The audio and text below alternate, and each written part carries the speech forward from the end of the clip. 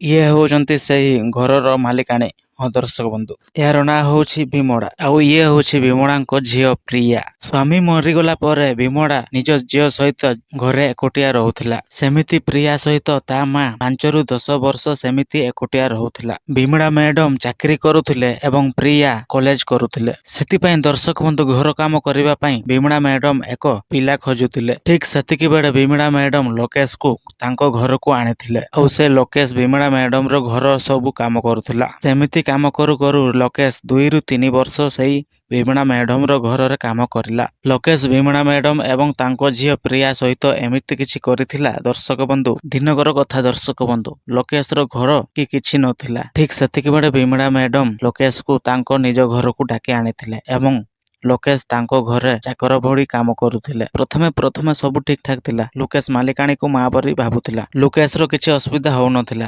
ଠିକ୍ ସମୟରେ ଟଙ୍କା, ଠିକ୍ ସମୟରେ ଖାଇବା ପିଇବା, ଠିକ୍ ସମୟରେ ପିନ୍ଧିବା, ଠିକ୍ ସମୟରେ ଦଉଥିଲେ ଏଇ ମ୍ୟାଡମ। ଏପଟେ ଘରର ମାଲିକାଣୀ ବିମଳା ଚାକିରି କରୁଥିଲେ। ମାସକୁ ଲକ୍ଷ ଲକ୍ଷ ଟଙ୍କା ଇନକମ କରୁଥିଲେ। ବେଳେ ବେଳେ ବିମଳା ମ୍ୟାଡମ ମଦ ମଧ୍ୟ ପିଅନ୍ତି। ଦେଖୁ ଦେଖୁ ବିମଳା ମ୍ୟାଡମ ସନ୍ଧ୍ୟା ସମୟରେ ଘରକୁ ଫେରିଲା ବେଳେ ମଦ ନିଶାରେ ପୁରା ହୋସ ତାର କିଛି ନଥିଲା। ଲୋକେଶ ଦେଖି ବିମଳା ମ୍ୟାଡମକୁ ନ ଦେଖିଲା ବେଳେ ବ୍ୟବହାର କରୁଥିଲା। ରାତି ହେଇଯାଇଥିଲା। ସମସ୍ତେ ନିଜ ନିଜ ବେଡରୁମକୁ ଚାଲି ଯାଇଥିଲେ। କିନ୍ତୁ ବିମଳା ମାଲିକାଣୀ ନିଜ ରୁମକୁ ନ ଯାଇ ସେ ଲୋକେଶ ରୁମକୁ ଆସିଲା ଆଉ ସେଇଠି ମଦ ନିଶାରେ ଟଡମଡ ହୋଇ ମାଲିକାଣୀ ବିମଳା ଲୋକେଶ ସହିତ ସମ୍ପର୍କ ରଖିବାକୁ କହିଥିଲେ। ସେ ମାଲିକାଣୀର କଥା ଶୁଣି ନଥିଲା। ଲୋକେଶ ମାଲିକାଣୀକୁ ମା ନଜରରେ ଦେଖୁଥିଲା। ଯେତେବେଳେ ବିମଳା ମାଲିକାଣୀ ଲୋକେଶକୁ ଟଙ୍କା ଅଫର କରିଥିଲା ସେତେବେଳେ ଲୋକେଶ ପୁରା ରାଜି ହେଇଯାଇଥିଲା। ସେଇଠି ମାଲିକାଣୀ ସହିତ ଲୋକେଶ ରାତି ସାରା କରିଲା। କିନ୍ତୁ ଠିକ୍ ସେତିକି ବେଳେ ପ୍ରିୟା ଉଠି ନିଜ ମା ରୁମକୁ ଦେଖିଲା। କିନ୍ତୁ ସେଇଠି ତାର ମା ବିମଳା ନଥିଲା। ତାପରେ ଲୋକେଶ ରୁମକୁ ଆସିଲା। ସେଇଠି ଦେଖୁଛି ଯେ ଝରକା ପଟୁ ଦେଖିଲା ପ୍ରିୟାର ମା ବିମଳା ଏବଂ ସେ ଲୋକେଶ